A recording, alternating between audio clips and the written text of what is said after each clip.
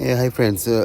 Today I'm just trying to record this podcast regarding our the meeting what we have today. It was quite interesting. I did not count, but we are almost like more than 25 today.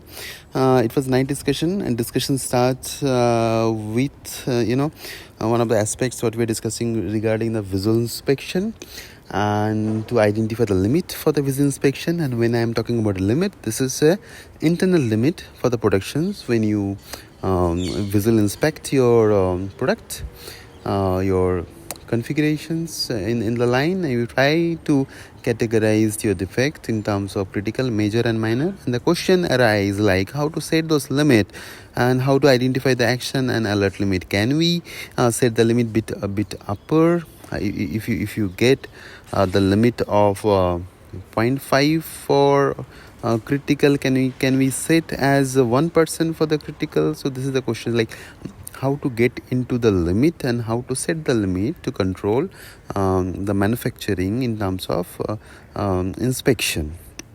So now the discussion is not closed today. We'll be having a follow-up discussions, but I will try to put some of my thoughts when we discuss this topic. So when you talk about a limit, this is a production limit, and this is driven by every manufacturing units or every company based on their process adaptability and based on the control they have in their process.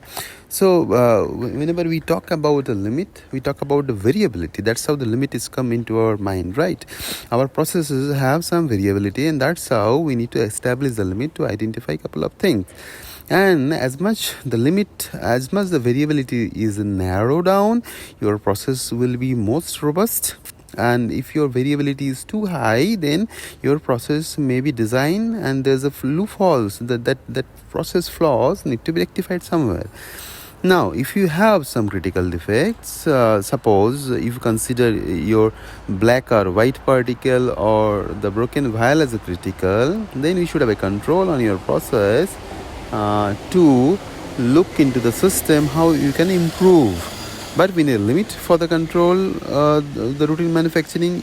You are not obliged to give the limit unless and until you are quite confident on the process.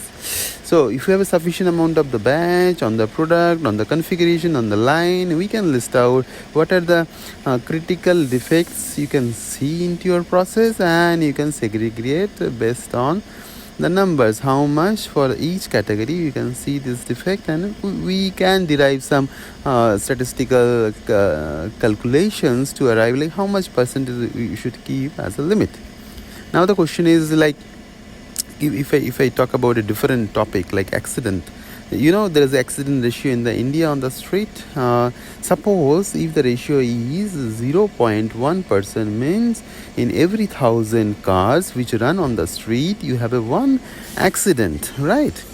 And if you what is the impact? What is the criticality of the impact we are considering? If there is any casualty, we'll call as a very critical. And there might be several reasons why this has happened. It's maybe your faulty maintenance system. It's maybe faulty signaling system. It's maybe you drink and drive. It's maybe your road is broken. So there might be a different kind of reasons. That's how we are arriving the percentage is like 0.1%.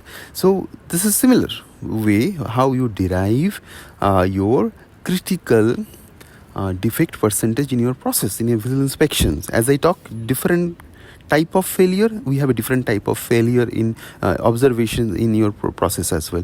Could we increase 1% to 2% as a alert or actions? No. If you define it, could you look into your process? Can you tell, okay, today I have a limit of 1% having a casualty if 1,000 cars run on the road. I cannot say the limit is 2, just follow the limit as a 2, like 2% can be die during the process. So my process will be more vulnerable if I do such kind of. So my objective will be, okay, today I'm standing in a 1% and I will try to continuously improve my system. I will looking my data, whether my road is getting improved, whether the car is getting maintenance in a time.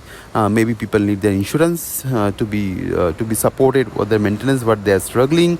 Maybe we have a better control in terms of drink and drive. We have a better control on the signaling. So we'll look into the process, how we can improve the process to achieve less variability. It's similar to the process what we run in the manufacturing industry today.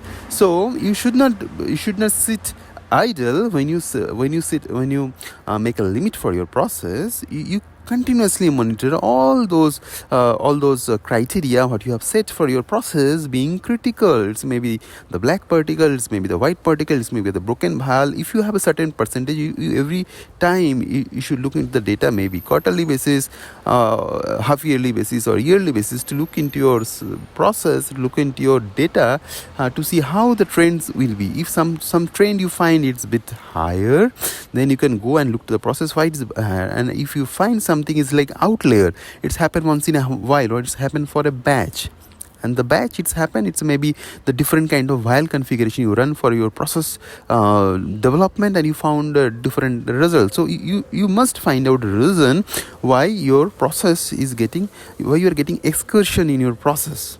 So whenever you define a limit, you should stick into the limit, and defining a limit in the process variability will improve every year. You will control our process to reduce down the variability. So that's how it's quite critical when you derives critical, major, minor, different kind of control in your process. How much percentage you should accept in your process is a critical, major, minor. What should to be done if it is increased? So there is lots of questions around, like how to tackle those. Why it will be increased? So it's very important how you derive this limit. So I feel like this is very wonderful discussion what we have today, and we'll be adding much more in upcoming discussions. Please be in with us and follow our group. So we'll have more discussion in upcoming weeks. Thank you.